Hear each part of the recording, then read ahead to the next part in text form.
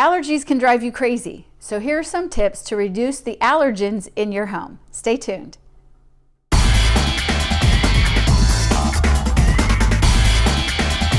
Hi, I'm Sharon Rosa, and welcome to, or welcome back to, my YouTube channel.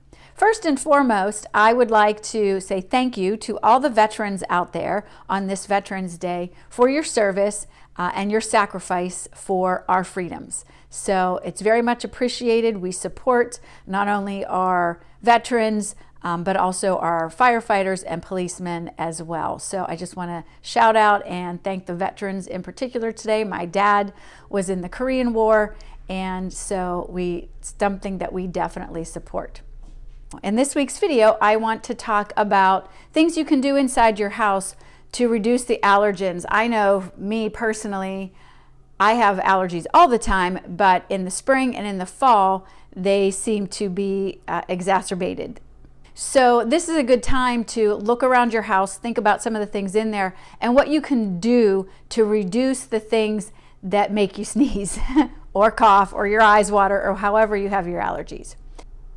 So I have a couple of small fixes and then one pretty big fix that if you're going to sell your house in a year or so and it's something you want to think about doing, it might be a good investment. But let's talk about the small things first.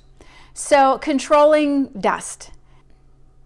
Dust is around all of the time, but there are ways that we can deal with it that make it a little less prevalent in your home. And one of the things when you're dusting, don't just move it around. So if you dry dust, right? If you just mop, if you just use a broom, or if you have a dust rag and you're wiping things down, that's great. It gets rid of that dust, but all it does is push it into the air and then it lands back on the surface again or back on your floor. So the recommendation is to use a damp cloth. You can use furniture polish and things if your furniture can, if it's okay for that, or just a wet, not super wet, but just a damp cloth. And that way it holds those dust particles and you're not just moving them around in your space. Don't forget as well to dust your fans. If you have ceiling fans, those blades get dust on them. So I have one of those extender things and I can wipe the blades of the ceiling fans off, and also your blinds, which is a pain in the butt, but you need to do it. Also, don't forget to change your filters. You should change them on a regular basis, but especially going into fall and the colder months, you want to make sure that you change your filters, your air filters and the filters in your vacuum cleaner on a pretty regular basis. Because if you're not changing them in your vacuum cleaner, then that dust, first of all, your vacuum's not working very well. You're going to burn out that motor, but you're also pushing some of that dust back into the air.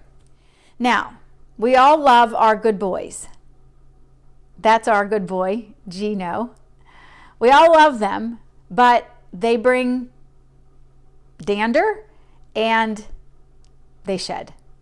Both of those things drive me crazy. I love my good boy, but it drives me crazy to see the hair and the dust or the dander that he creates on the floors. So if you have pets, please make sure you keep after them, keep them clean, and make sure that you are vacuuming, keeping ahead of that dander, because that can cause allergies as well. Or your beds and your mattresses. You gotta change those sheets, wash those pillowcases, wash the pillows, the comforters, all of it. An area that is forgotten a lot is don't forget to dust your headboard and your footboard. But if you have one of those upholstery headboards, you have to clean those. You have to vacuum them, dust off the top. I've shown houses where I walk through and you can see the dust on the top of the fabric of the headboard. So that is also going to cause allergies. So don't forget those areas. Now, this one's tough for me because I love when the windows are open. I hate air conditioning. I hate it, but it's a necessity. However, I like to have the windows open, but in the spring and in the fall, you're allowing that pollen to come in. So if you have seasonal allergies like I do, it's kind of a catch-22. I like the windows open. It seems to freshen things up and, in my opinion, air things out, but I also have to be conscious of the fact that it lets the pollens in. So be conscious of that when you're opening your windows. Also, when you're coming into the house, you are tracking pollen in on the bottom of your shoes.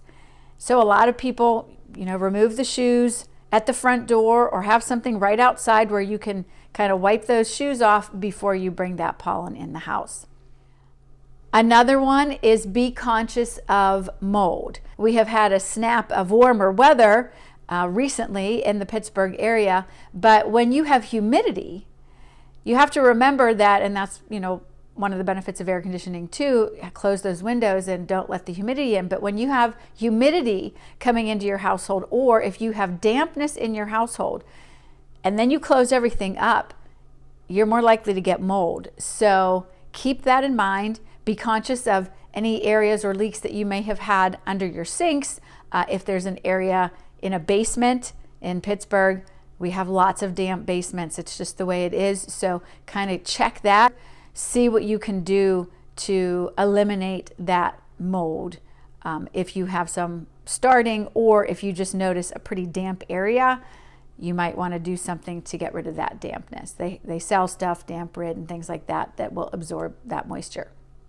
So the last fix is the movement away from having wall-to-wall carpeting, because that wall-to-wall carpeting holds a lot of dust, the dust mites, dander, all of that.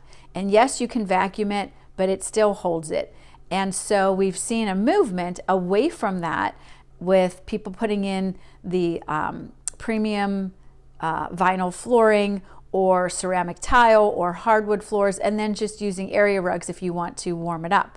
Area rugs you can throw, if they're small enough, you can throw in the laundry, but that's going to eliminate some of those allergens. So consider it, whether or not you're selling your house in a year or two, but that does seem to be a trend, and so it's something to consider if you're trying to reduce the allergens in your home. Thanks for joining me today. I'm Sharon Rosa. If you have any questions or want to discuss anything, you can email me at sharonrosa@kw.com. You can visit my website, thebergliving.com. On there, you'll find my phone number if you want to give me a call or text me with any questions. If there's something that you want me to cover in a video, send me that information and I will try to do that in the future. Please make sure you subscribe at the bottom of the page, and I will see you here next Friday. Have a wonderful week.